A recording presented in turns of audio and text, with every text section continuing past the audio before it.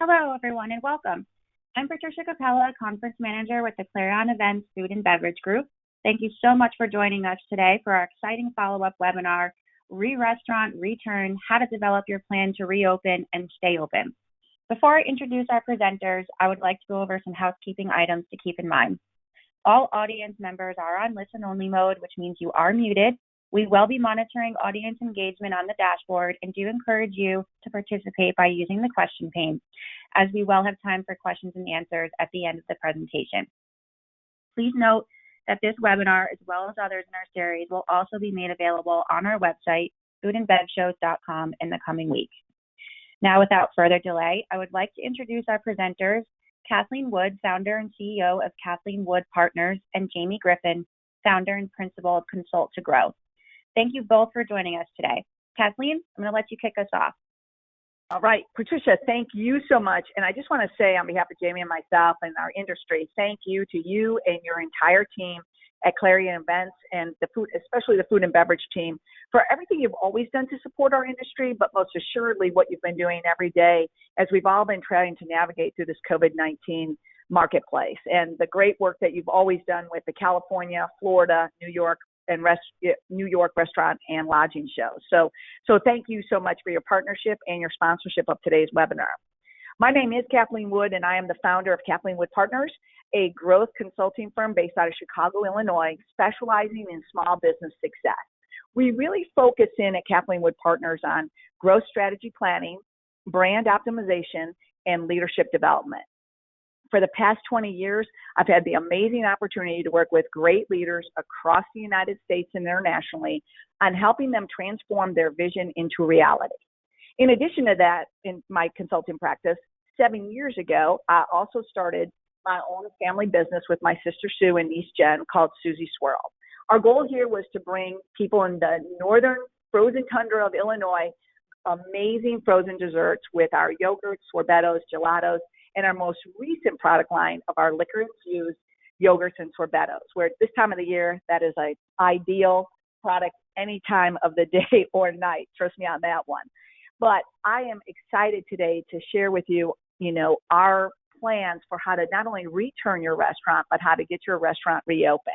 And as we go through our time together today, we'll be sharing our perspectives from our clients across the United States, best practices that we already know work from a very practical perspective. And I'm also going to be sharing with you from an operator perspective, because as an owner-operator, I, like you, am riding that COVID-19 roller coaster, where some days there's big ups, some days there's some very big downs, and all the time we're just twisting around. And I'm sure if you're like me, you want to get off that roller coaster sooner than later. When I started my practice, Kathleen Wood Partners, nearly 20 years ago, one of my first clients was Raising Cane's Chicken Fingers out of Baton Rouge, Louisiana. And I had the amazing opportunity to work with Todd Graves and his entire team for almost 6 years as a consultant, and then a wonderful opportunity to be the president and COO of Raising Cane's before, during, and after Hurricane Katrina, going into the first phase of Raising Cane's growth. And it was an amazing experience to work with Todd and the brilliant team of people that have always been a part of the Raising Cane's DNA. And one of those brilliant people that I got to meet very early on was Jamie Griffin. Someone who I've always, been impressed by with his strategic brilliance, his decisive leadership, and his passion and commitment for crews and customers. And today, this is really a personal highlight for me to co-host this webinar with not only a great friend, a great colleague, but also a great growth strategist. So I'm going to turn it over to Jamie to introduce himself, and we're going to get rolling. Kathleen, thank you so much for that introduction. I need you to come with me anytime I'm somewhere so that you can introduce me. That was beautiful and very much appreciate it. And the journey we've been on together has been amazing and brilliant because of how brilliant you are and how dedicated you are and the sheer amount of energy you bring to every single thing you do. I think of that all the time. I also want you to know the weather is beautiful here, and I wish I had Susie's and Susie's Sweet Treats down in Dallas, Texas, so I could enjoy them while this weather is so nice. Like Kathleen mentioned, we've both been in the business, or at least we've been in the advisory business for about 20 years, and we both have operator and advisory experience. So for me, I was very fortunate to spend 15 years working alongside Kathleen and Todd Graves, the founder of Raising Cane's Chicken Fingers, to grow his company into a national brand. So for 15 years, I helped him grow from 9 locations, and then left as the head of people and strategy for 375 locations and 15,000 crew members. And Raising Cane's has continues to be an incredible success story, not only through Hurricane Katrina, which Kathleen and I worked together, not only through the growth internationally, now in the Middle East, and looking beyond that, but also now in this current crisis, they're just doing some amazing things. So it's really, I'm proud to be an alumni of that. I'm also proud to be a student of Kathleen Wood, and now I'm incredibly proud to be a partner with her in this presentation. For the last 5 years, I've been the founder of Consult to Grow, and I've worked with dozens of restaurant companies as a restaurant transformation advisor. So as the founder of Consult to Grow, I work side by side with restaurant owners, founders, and operators to scale and grow through better people, systems, and processes. And that journey has taken us into the world we're all living in, which is surviving and thriving in the world of a pandemic and COVID-19. And as we talk about that journey, I want to talk about the journey we're going to be on today and what we're going to talk about today in this presentation. First and foremost, the first gift that Kathleen Wood and I created for you was the Re-Restaurant Guide. And that's what our last presentation was on a few weeks ago. And that guide is still very relevant and still totally free and available to you for download at growwisely.com. Before we jump into our presentation, which is really focused on you reopening and staying open, I'm going to quickly reintroduce the Re-Restaurant Guide for our new attendees. We had about 100 extra registrations for today's presentation. With that said, our focus, our intention today is to help you lead, plan, and execute to restore your restaurant operations to scale. The information we're sharing today goes above and beyond the reopening guides we've all seen. Number one, we're basing this on our real experience. Kathleen is an operator of her own restaurant and sweet frozen treat company. As a consultant and advisor, me is based on my operations experience and based on living in a state of Texas where we were one of the first states to reopen dining rooms. Number two, we're focused on the most critical information. So we're going to really try to cut above the noise and focus you in your functional areas of return on the most important things. And then finally, where I think this presentation will be very different than all of the reopening material you may have already seen, is that we're going to add how-to context, both on how to lead and to write a plan for your team to return. Our goal here is to help you go out there and create your own success. As we talk about that, the first thing we did was the Re-Restaurant Guide. And as I think about this presentation, I think about the Re-Restaurant Guide as we created it. I'm reminded of the Simon Sinek quote, which is that people don't buy what you do, they buy why you do it. And what you do simply proves what you believe. That is so true for every business owner, every operator on the call, is understanding the why. And I want to be super clear on the why of what we're doing today in this webinar and the why of the Re-Restaurant Guide that's available for download. We know that you're searching for answers. We want to give you practical, strategic solutions to your very serious challenges. We absolutely know that you're stuck in the suck of the day-to-day, and we want to help you see the big picture and get unstuck and get rid of some of the suck. We know that your inboxes have been flooded with invitations and newsletters and webinars, and with piecemeal solutions, and we want to offer you, first of all, we're thankful that you're spending your time with us, but we want to help you with practical solutions that help you save money, build cash, and save time. With that said, we have this Re-Restaurant Guide, and I want to walk you through it. This is the only slide where I'm going to talk about what it is, but know that it's always available to you, and we think it's a timeless resource in any moment of crisis. It was developed by us with best practices for every phase of your recovery, from restoring yourself to returning to the next normal. So with the phases really act like chapters. No matter where you are in the journey, you can use these phases to check in on yourself and on your business, understanding that time is implied, but you can skip ahead or you can come back to something. You know, it restores all about shifting your mindset from panic to planning. It's okay to go back to that sometimes when you're in that point of fear and you're not sure what to do and you're frozen or you feel like you just want to run away from it all. That's a very natural feeling. Today, our singular focus will be on creating a detailed plan to return your business back to scale quickly. So that's where we're going to focus today. Know in every chapter and every phase, we've divided it up into some sub chapters that are all about helping you fight for your business by leading, by planning, and by taking action. So you can use these topics by phase and by sub chapter. Again, that resource is available on growwisely.com. With that said, I'm going to pass this presentation back to Kathleen, and Kathleen's going to talk about leading your restaurant's return.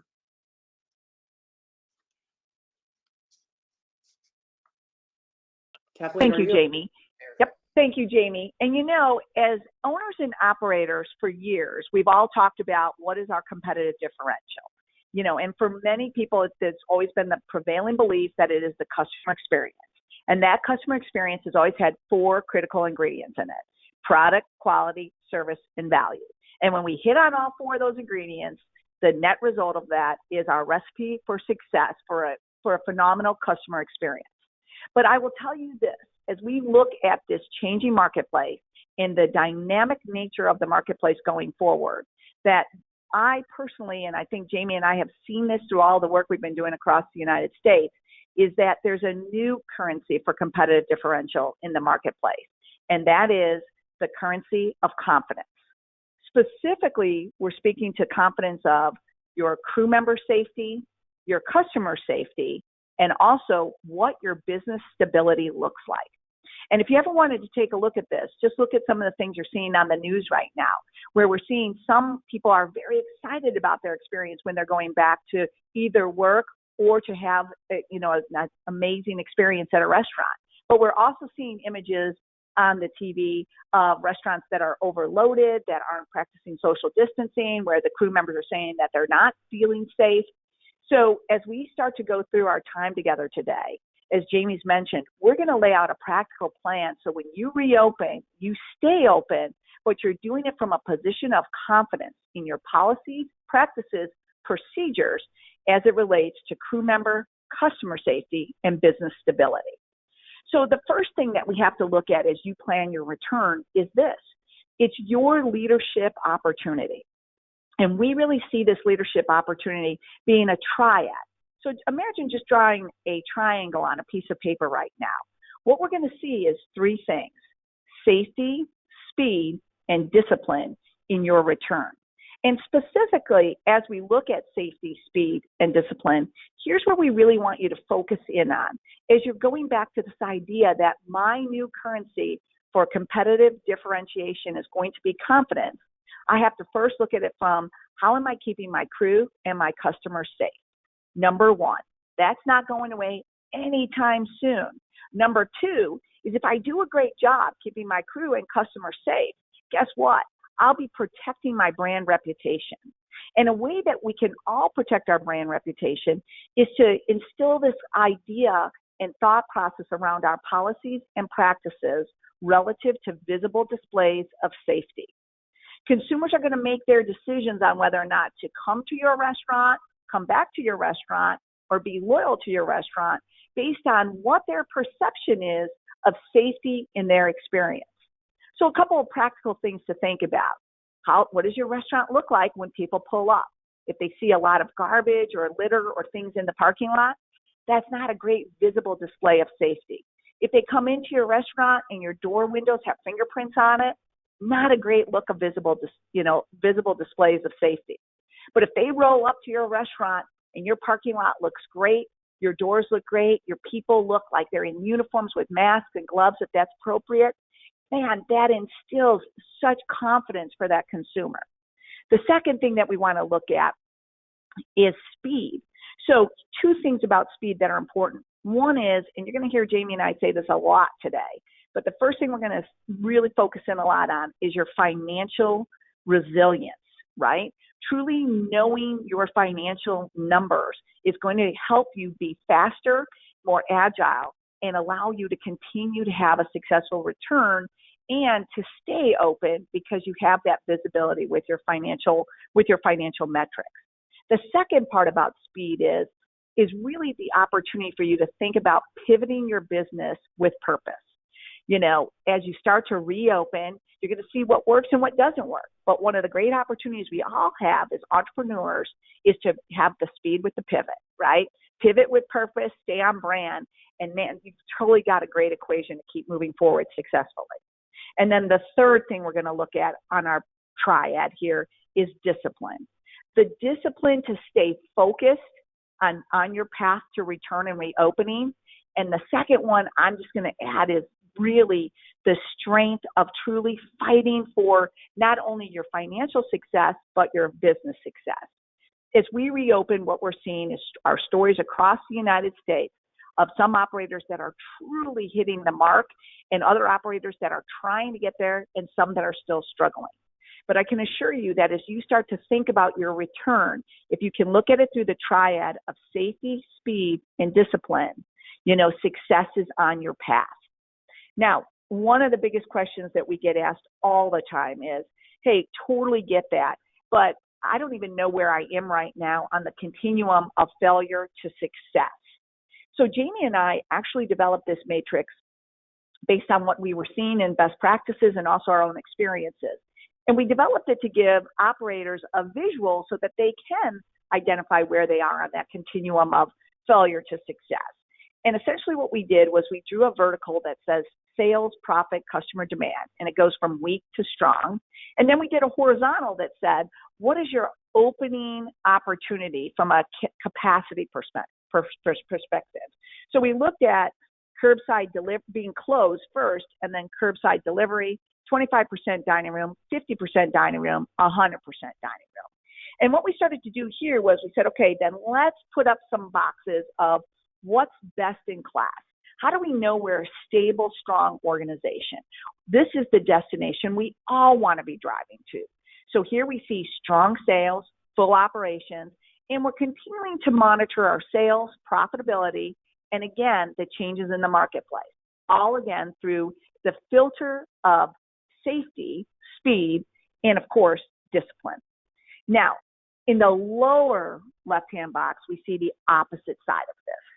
And here we might see people that have weak sales, limited operations, and are having accessibility problems to financial resiliency, pivot opportunities, or even long-term viability of their concept. Now, this totally is a very tough position to be in, and we recognize that. So here's our suggestion here. We're saying if you find yourself in this box, then one of the plans that you'll be thinking about today is how do you plan to strengthen your position to move from this box? You might also be asking yourself, what's my plan if I can't really see myself with long-term viability? Then to explore other options for your restaurant or your business.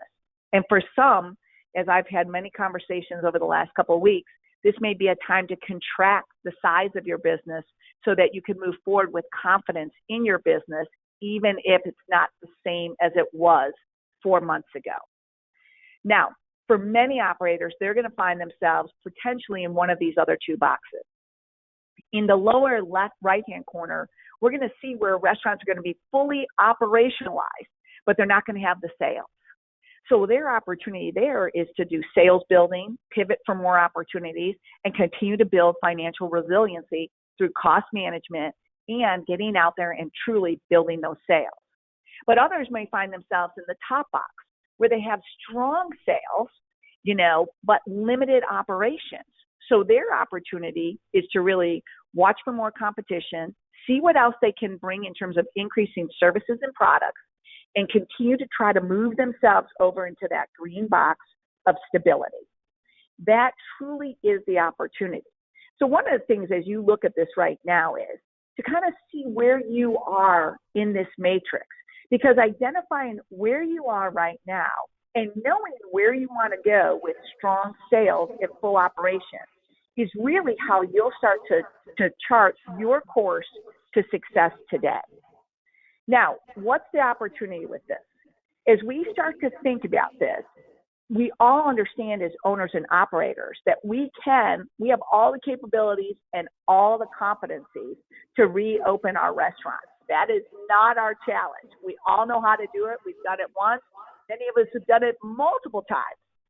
But this is truly the leaders' imperative this time, is we're not just opening this time. We're not just reopening this time, but we are reopening as we inspire confidence with our crews, our customers, and our brand and business stability. So as we start to think about this, I'd like you to think first about how you're preparing yourself, your crew, and your operations, and your financial results, so that you're really clear about what right looks like in reopening with confidence and safety. Second, I want you to really think about, what does your relaunch look like in terms of your customer's perspective? And how does that look in terms of relaunching so the customer has these visual displays of safety when they arrive at your restaurant or location? And then last, for you, I want you to take a few minutes and really think about, stabilizing your business, but also recognizing the impact of what COVID-19 has had on your crew members, on your customers, and your community. Because later on, as we talk about planning, this is going to be so powerful in terms of connecting with them on meaningful ways that truly do inspire confidence. So Jamie, we're going to turn it back to you to talk a little bit about our favorite topic, finance, these 5 forces that help us return successfully, but also stay open successfully. Kathleen, thank you so much. Amy and Patricia, is the echo? Oh, perfect. It's better now. Sorry for the echo for a second ago. Kathleen, what great advice that leaders have to be confident. Every call I have is really about making sure that our operators are confident and feeling good and have a great game plan. And for them to be confident, they have to be prepared. They have to be thinking about their relaunch way ahead of the relaunch. And stability is success. We can't say that enough. And so great insight. As we have that conversation, I want to go to the next thing. The next thing is really the key areas for your business's return. I want you to, I know this is an eye chart, right? So there's a lot on the 5 forces of your return. Just know that I truly believe, as we look at the 5 forces on your return, that awareness creates choice. The more awareness you have, the more adaptable you can be. So this chart is really about being aware of the forces that are going to be acting on you that you may not entirely be able to control as you return and stabilize your business. As you rescale your business, being mindful about the crew, the operations, the customers, the suppliers, and your debt and liquidity, right?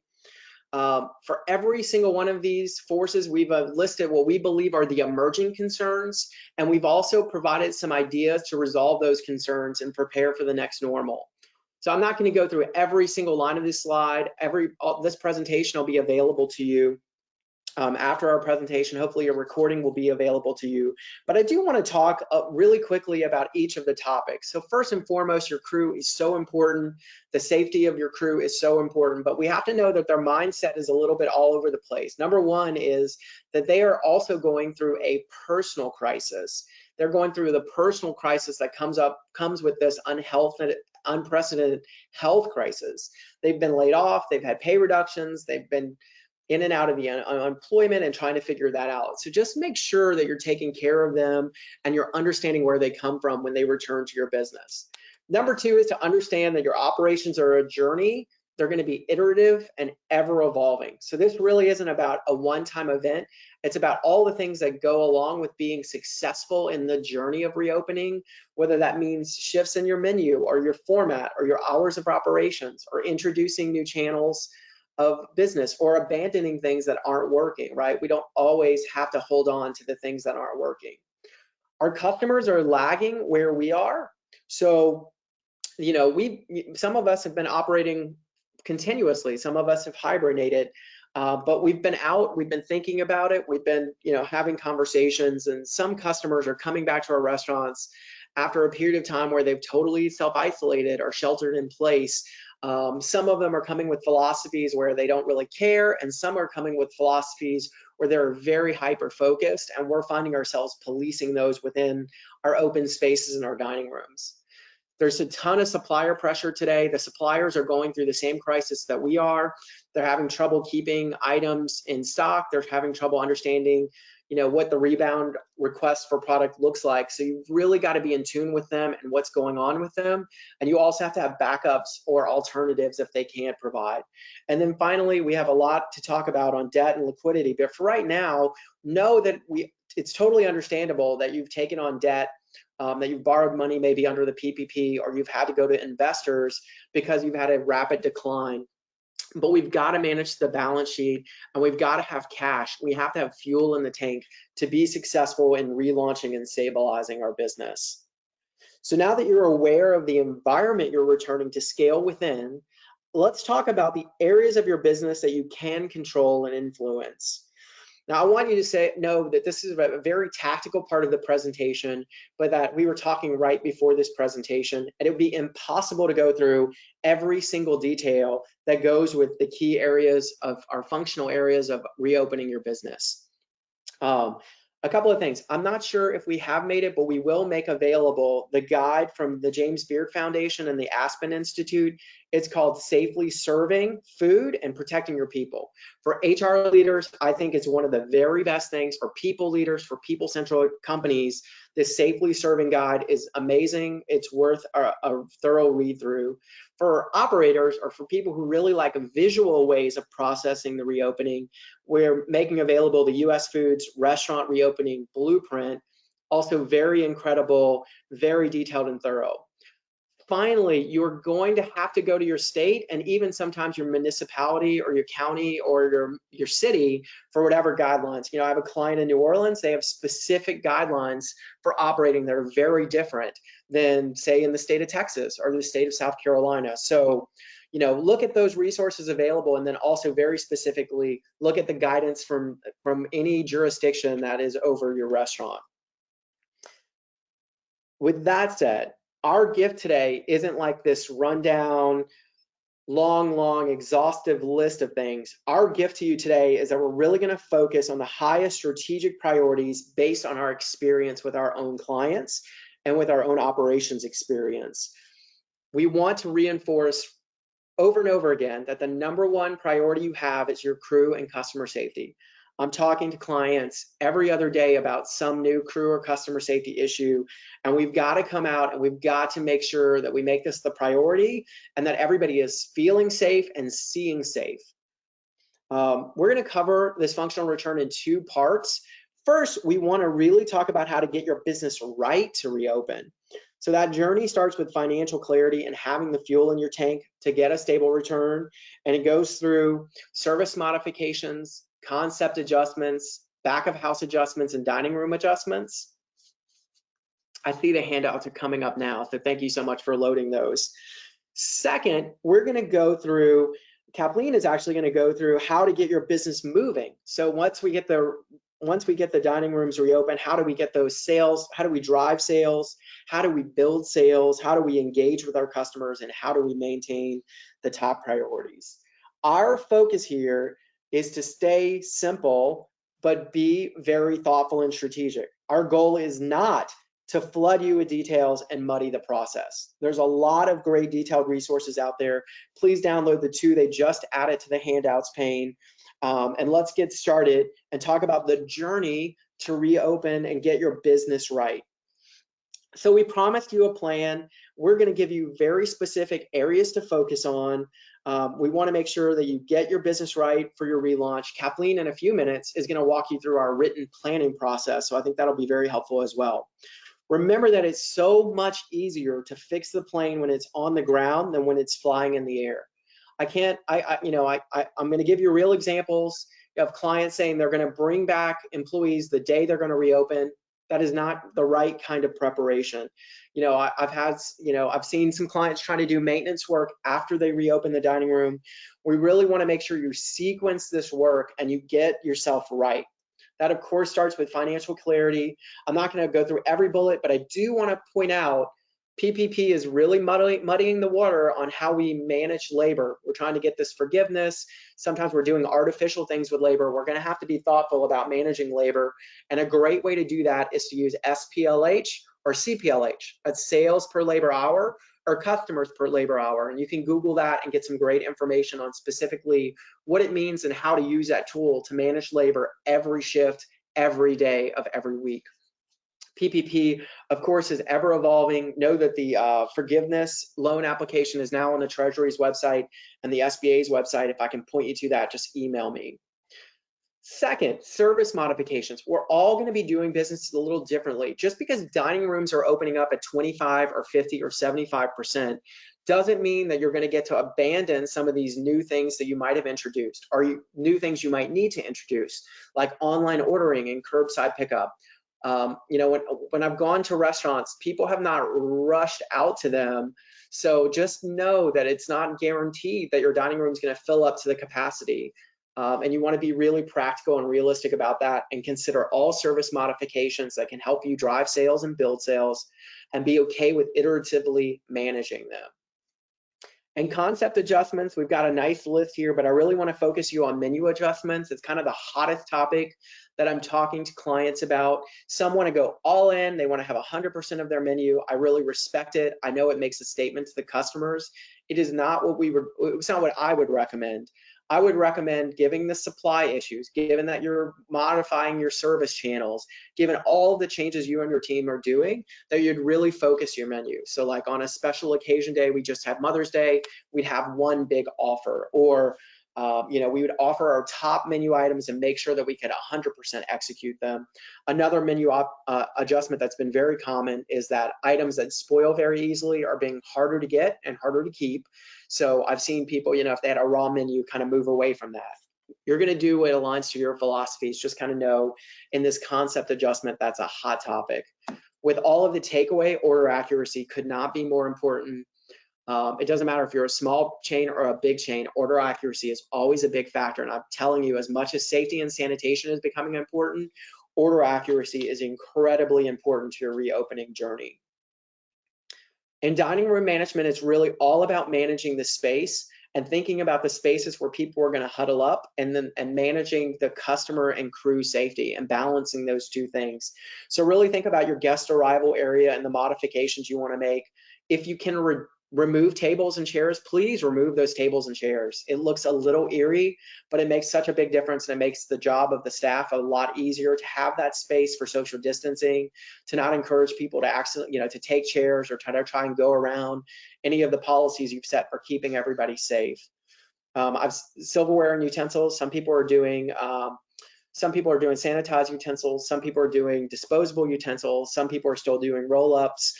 It really is up to your state and what's going on there. But just keep in mind, you want to think through every step of service. You want to think through all of the areas of the guest experience. One not listed here is just waiting for the restroom and what that looks like. And get a plan ahead, communicate and train your crew on that so that they're prepared. And finally, before I turn this right back over to Kathleen, I want to talk about the back of house. Please do not forget, Kathleen just talked about how, I grew up in a world where if there was dirty fingerprints on the front door, then I just assumed that the kitchen was not in great shape. We're going to be looking for seeing safety. It's going to be very, very important. And we cannot forget our back of house. We cannot forget our break rooms, our lockers, all of these places where people congregate or where people work in close contact. Also remember that the back of house is where you're going to have delivery drivers coming in and out. And those delivery drivers are going to have been to 20 other restaurants before they came to your restaurants. So you need to have very clear guidelines on the door, and your management team needs to be very clear for anybody delivering while you're open and operating, that they understand what the rules of the road are for relaunch. So that's all about getting your business right. Now I'm going to turn it over to Kathleen, and she's going to share with you about how to get your business moving. Thanks, Jamie. And I thought great presentation there in terms of really outlining what a stable, solid foundation looks like for your business to be ready to reopen and stay open. And I also want to just add that if you've not had a chance to look at the U.S. Foods reopening blueprint, they do an excellent job of providing additional detailed information on how to zone out different sections of your restaurant. They also give great information about, different new staffing models that make sense so that you are truly practicing your policies and procedures around visible displays of safety. So the benefit of getting the stability of your business right before you reopen is just extraordinary. And think about this as an analogy for a moment. There are very few places that anyone would build a house on shaky grounds, right? And we wouldn't build a house on a shaky foundation because we know that over a period of time, it wouldn't be able to sustain itself because the foundation was so uncertain. But as we start to think about an uncertain marketplace, building this stable, solid foundation actually allows us to not only get our business reopened, but get our business moving again. And these are areas that operators have a lot of experience in, and they should still be using many of the tools that I'm about to share with you. First, I really think about the idea that as you get back into business, it is going to be, and I say this word very specifically, a fight to continue to drive sales, because more businesses around you are opening, more businesses are adding new services.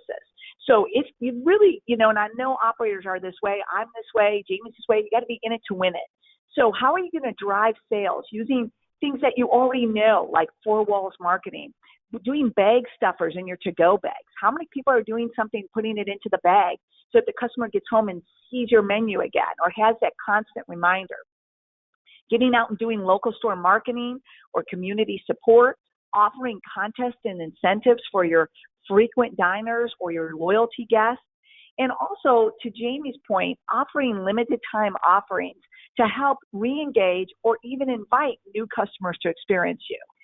I think about the Mother's Day example where I saw restaurants do an amazing job by putting together limited time offer menus, making sure that people pre-ordered them in advance, making sure that they knew what time they were picking it up, and truly did deliver an extraordinary Mother's Day experience, which is, as we all know, one of the busiest days of the restaurant industry. So I think really thinking it through from not only an operational perspective, but a customer perspective is an excellent way of driving sales. I think the second part about this one is now sales building. And as I've had many conversations with many clients and people about this, is online ordering is not going away. E-commerce is not going away. If you have not added these to your portfolio of customer service, please start your investigation. If you don't know how to do it, please know there are so many resources. I know that Patricia and her team have resources. I know that your POS providers have resources. But online ordering and e-commerce, when you use a menu, to Jamie's suggestion, that's a bit more simplified, oh my gosh, the amount that it can do to help your business is phenomenal.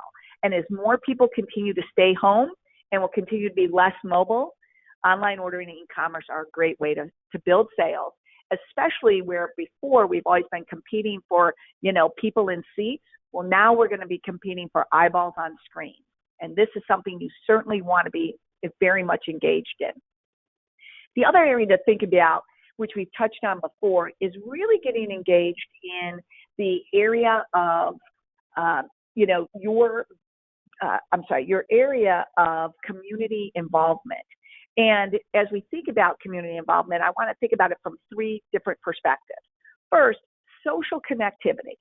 That's your community online. And really think about your social media posts, telling your own stories about your business and your products, featuring menu items. I think people are so interested in knowing the backstories of how did you come up with your concept? How did you make that particular menu item?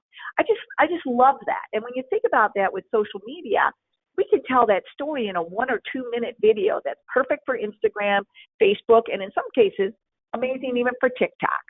But I also think that connectivity with your customer also comes down to community connectivity. One of the things that we learned during Hurricane Katrina was that many parts of the Southeast had literally been wiped away by the hurricane. And I always think back to Gulfport, Mississippi, where the needs down there were huge as the, truly devastation was profound. And the interesting thing about it is, Raising Cane's was still a small company at that time. So it's not like we had a lot of money to give, but when we started to ask, what matters most to you? What people really also needed as much as food and air conditioning was they needed garbage bags because there was a lot of things to pick up. They needed paper towels. They needed ice because it was so hot out. So as you were thinking about reopening your restaurant, I know that we've been talking about know your financial metrics, but also think about innovative ways that you can connect with your community that won't cost a lot, but will mean a lot. And I think things like food drives, getting connected with your Chamber of Commerce, really just giving out social media shout outs to healthcare heroes and essential workers. Those are things that just mean so much to people that are doing a lot right now as well. So it's not always about giving the money as much as it is about giving meaning. And all of these things get your business moving. And that's the way to continue the fight. And last but not least, I know we've said it 100 times, and we're going to keep saying it because we can't lose sight in this process about keeping the priorities the priorities, your crew member safety and well-being, and your customer safety as well. Now, as we look at this, one of the questions that we always get asked is, if I do all this, where does it ultimately lead me to? And I would tell you that it leads you to business stability. And business stability helps to, one, lead to business success and ultimately leads to your opportunity to keep your business moving forward. And that's what we want to do. So, when we get to this portion of the presentation, the things that we start to hear are, hey, we totally get this. We understand it. We are with you on this. Thanks for the detail. But truly, how am I supposed to move forward? And I'm going to share with you 3 actions that you can truly use to plan your forward movement into the next new normal. The first is what we call the operator's plan for cash management. And again, this is really with the idea of financial visibility equals business sustainability. And what we want to do here as we look at this plan is to really think about asking yourself this question: how much cash do I have? How much cash do I need? And if I need to get more cash, how can I get that? Where is that available to me? And Jamie's going to hit on that in a few minutes about what that might look like for you. But here's what I have to say. Out of everything we're going to show you today, out of everything that we've discussed today, this slide right here is your most important slide for planning your business return and planning for your business to stay open. Understanding where your cash is and your cash flow and what your cash needs are is an imperative. And a lot of people say, well, I haven't calculated in my head. And I think that's great.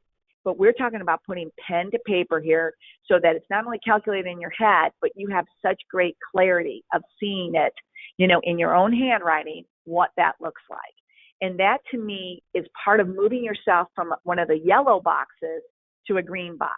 It's also a very important tool to really ensure that if you're in that red box, that before you pull up and start reopening, that you've done some work to strengthen your position. Now, once you know kind of where your financial position is, the next tool that I'd like to share with you is this one. Stephen Covey said it best. He said, begin with the end in mind. So on this particular tool, we're presenting it as one page, but I want to assure you that you can take this one page here and apply it to those 10 areas of business focus that Jamie presented earlier.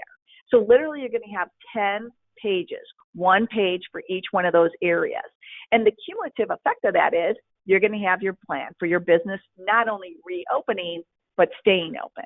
But one of the ways to use this particular tool most effectively is to start with the end in mind.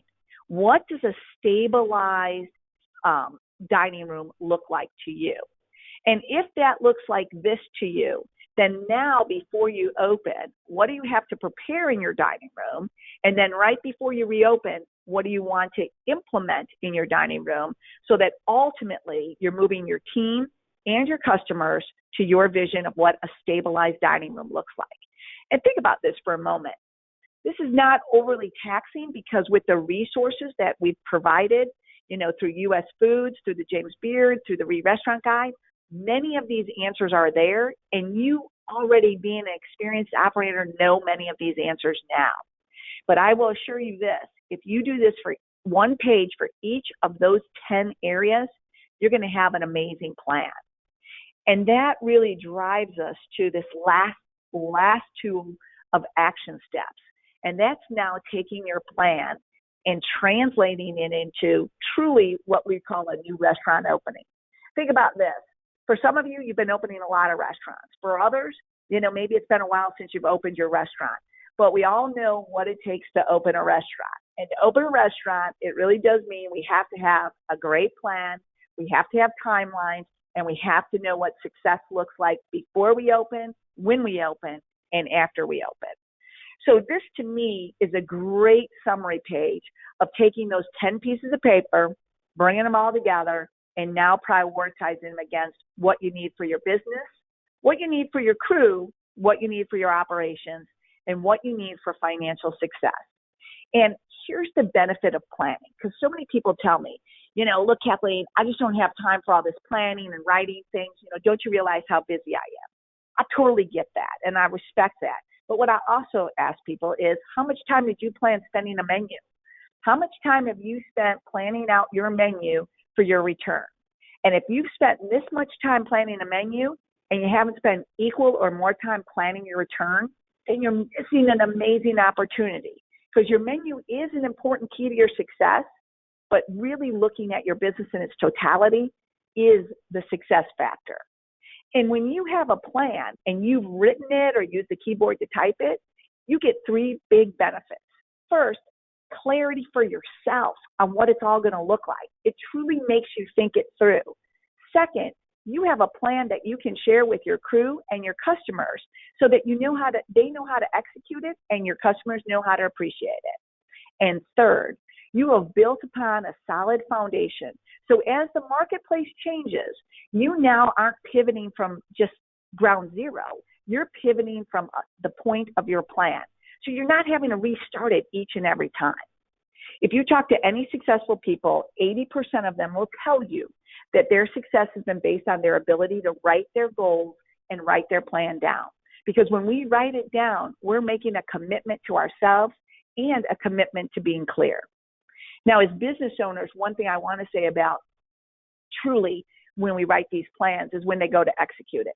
And the one thing that I'm finding these days is that some business owners and founders are falling a bit into that, what I call the founder frenzy, where when it's not firing on all the cylinders that they've envisioned, that it tends to get a little bit frenetic for everyone. And sometimes that energy gets taken out on team members working hard or customers who don't understand. And we all know that we can fall into that because we're working so hard and we really want to achieve that future. So what I always tell founders and business owners at this point is, let's think about it from this perspective. Write your best plan, stay focused with it, but be flexible and agile. Think progress versus perfection. We all want everything to be perfect, but in the restaurant industry, we know that it's a wildly imperfect industry, but we all do pursue excellence. So think progress versus perfection and pursue excellence. But at the same time, remember to do it through the eyes of your crew members and your customers, not only for their safety, but for their contribution and their loyalty. So as you think about your plan it for success, and then go forward and execute it with yourself, your team, so that your customers and your restaurant reopens and stays open in the vision that you had with flexibility and agility. So I'm going to give it back to Jamie to bring us on home, and then we're going to open it up for some questions. Kathleen, thank you so much. Your words of wisdom are so important. As I see clients, when I see frenetic energy, lots of people doing a lot of different things but not getting anywhere, I know that founder frenzy is happening, that there isn't a clear written plan, that there's not alignment. And so this is incredibly powerful as a tool. I love that, and I think it's so important.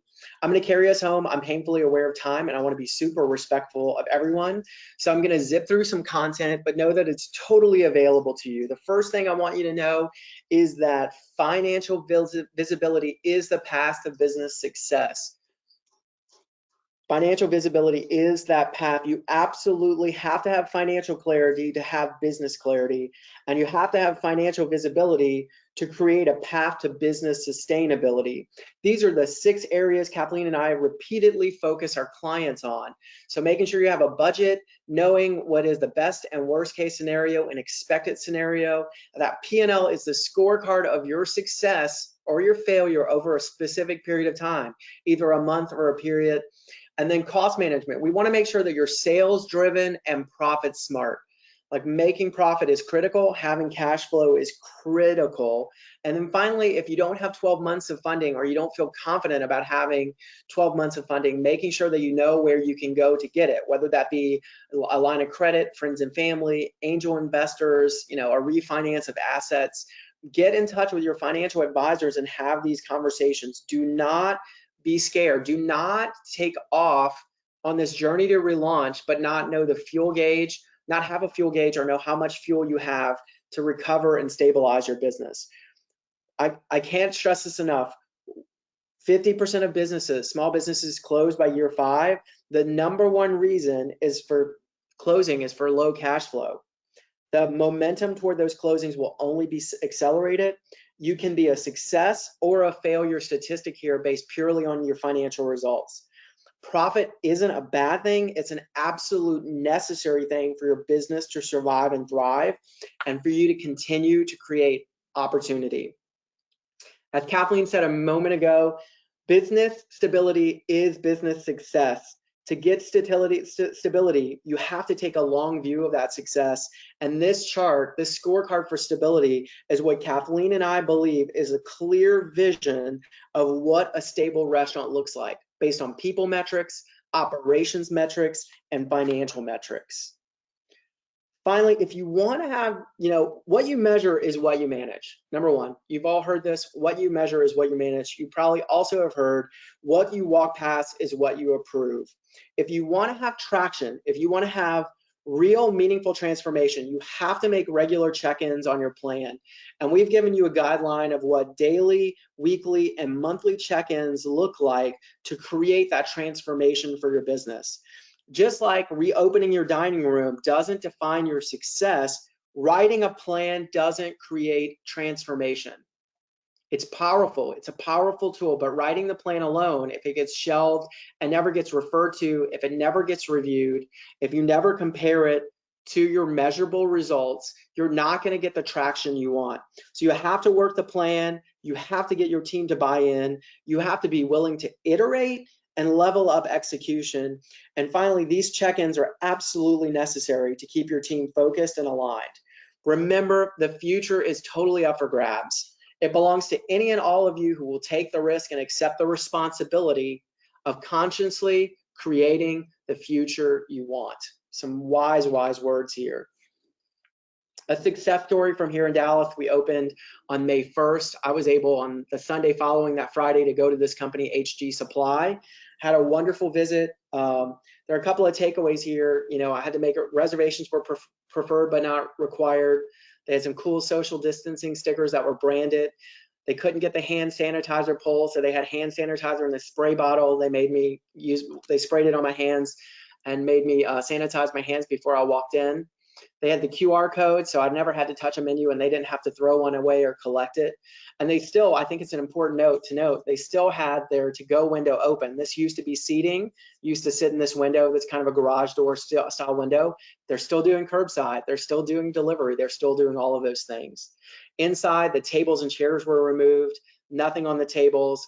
There was a sanitizer person keeping everything totally clean. And all of their staff were wearing branded masks that they got from Custom Ink. And then the servers kept their distance. There was no physical contact. They only brought items as needed. And I thought it was interesting that silverware was in a roll-up.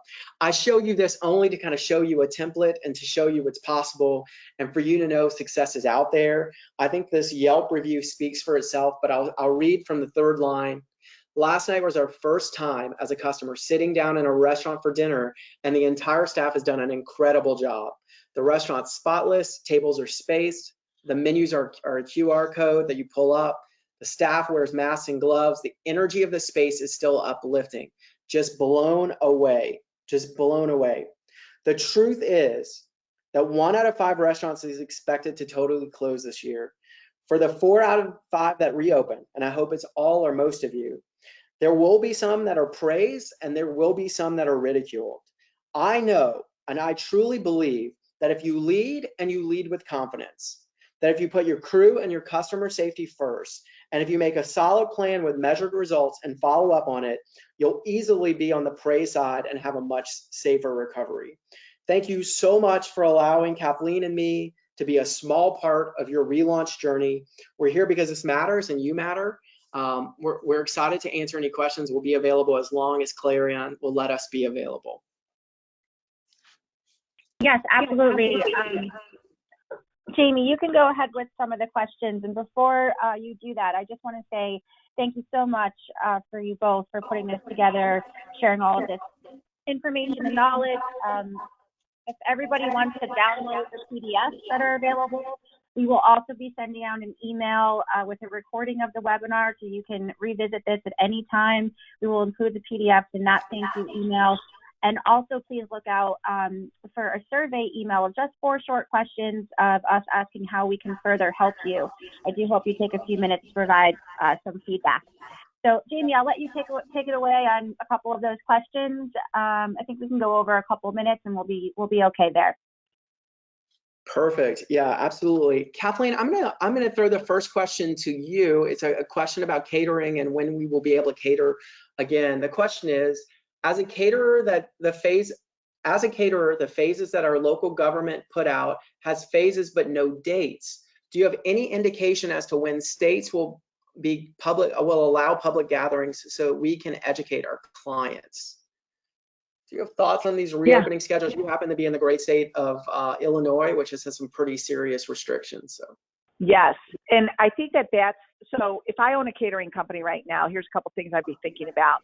Is one, definitely monitoring your local municipalities or your regional counties and what they're saying relative to what's happening in your state. I look at the state of Wisconsin, where there are parts of Wisconsin that are completely sheltered in for the next several weeks, but there's other parts of Wisconsin that are wide open. So I think that's the first thing, is to really monitor the state, local, and municipalities. I think the second thing is, if I'm a caterer, the other thing I'd be looking for is, where are there opportunities for me to bring prepackaged, pre-boxed items to either essential workers, healthcare workers, or even some of these manufacturing facilities that are open that don't have their cafeterias or their food service capabilities open yet either. So I do think that there is, I know caterers are very innovative, ingenious people, and I do think there's opportunities to still do that while you're waiting for where your open side starts to become truly open again. Yeah, I think that's so great. On the timeline, there was a specific question about the timeline. I would say we are the United States of America. The White House has issued guidelines about what the phases look like, and those phases do include gatherings for 10 or more or 50 or more in the different phases. It is a helpful tool, but as Kathleen said, states and even municipalities like cities and counties are making their own rules and applying their phases in very different ways. So as a general guideline, you can look at the White House's guidelines for reopening. They're pretty clear specifically to the phases and how many people can gather. And we won't be to large gatherings until we're out of the 3 phases they provided. But the state interpretation is super important, and wherever the focus is for that caterer, they're gonna have to cue in to what their state's approach has been. If states aren't reopening dining rooms until phase 2, that's probably a a reasonable sign that you could predict that it's going to be a lot longer till you get to large events. So not super helpful, but just know we're all experiencing this down to the city, right? The next question is, masks are not being worn by all customers. How do we handle that without offending someone? Super difficult where I'll take this one, and Kathleen, you add in, because I know you're operating a restaurant and you're having direct experiences. My advice to customers, or my advice to clients when I'm talking to their managers or when I'm talking to the client, is for them to recognize that the customer isn't trying to be offensive, to recognize the customer doesn't always know what's expected of them. I'm a huge proponent of putting a branded note on the doors of entry and points of entry where it's clear what our commitment is to you. This is what we promise to do to keep you safe, and then where we request they do things to keep us safe, right? Like, we're all in this together. Then you kind of have something you can point to. Our job is to always de-escalate and never to escalate. You know, we don't want to be on TikTok or Instagram, you know, for how we responded to someone. And what I'm recommending is that you invite them to help keep your space safe, right? Whether it's social distancing or masks or whatever it is that you're trying to enforce, make it always about, hey, this is what we're about. We're trying to keep the safest environment for our customers and crew. And it would help me so much if you would do this for us, right? So it's an invitation to help, rather than, you know, you being judgmental about their decision, or you assuming that they have, you know, they are totally aware of what you've asked of them, but they're just disregarding and being disrespectful. And then ultimately, you know, if it escalates, well, go ahead, Kathleen, I'll stop there. Well, what I would say too, Jamie, is this is a awesome opportunity for visual displays of safety. So whether it be signage on the QR menu code, you know, or on your website or on your Facebook, but truly doing visual displays of safety and communicating that. And then I think the other really important thing that I think people are missing on is truly training your staff to be able to address these customer service situations. Because a lot of people have reopened and they have it in their mind how they're going to address it, but it hasn't been completely trained to their crew member. So to your point in de-escalating it, have you trained your crew on how to handle it, and have you trained your managers on what to do in those, you know, intense, you know, situations? Perfect. Thank you. There's two more questions. I'll try to take the last question quickly, or the last two questions.